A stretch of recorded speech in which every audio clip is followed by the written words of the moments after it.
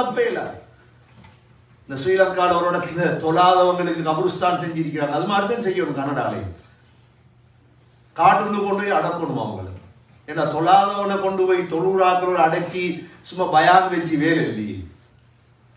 டெய்தானே மையத்தை வச்சுட்டு சம்பாதிக்கிறார்கள் கூட்டிட்டாங்க உலகத்துல. எங்கேயோ குளிப்பாட்டுறது, எங்கேயோ தொழுவிக்கிறது, எங்கேயோ தொழுவிச்சு எங்கேயோ பயான். எல்லா உலமாக்களும் பயான் பண்றான். தொழாதவன் அவன் தொழுதில்லை. அவன்கிட்ட அவனுக்கு ஏன் பயான் பண்றீங்க போய்? உங்களுக்கு தெரியும் தானே எவ்வளவு குர்ஆனுடைய ஆயத்து இருக்குது. தொழாதவன்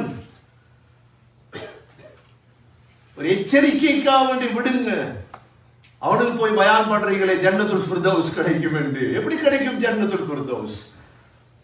தொழாதவனுக்கு சூரா முத்தத்திர் சொல்லிட்டு சகர் நரகம் என்று. அதுக்கப்புறம் நீங்க எப்படி அப்பா சர்டிபிகேட் கொடுப்பீங்க ஜன்னத்துல் ஃபிர்தௌஸ் கிடைக்கும் என்று?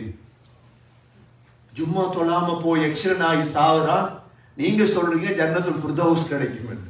எவ்வளவு ஆச்சரியம் இதெல்லாம். நியமிக்க சகோதரர்களே, எச்சரிக்கையா நடந்து கொள்ளுங்க. தொழுகையை விட்டுறாரு. நீ பாப்பீங்க சில நாடுகள்ல பிரயாணம் பண்ணுவாங்க, அதான் சொல்லப்பட்டா தொழுகை.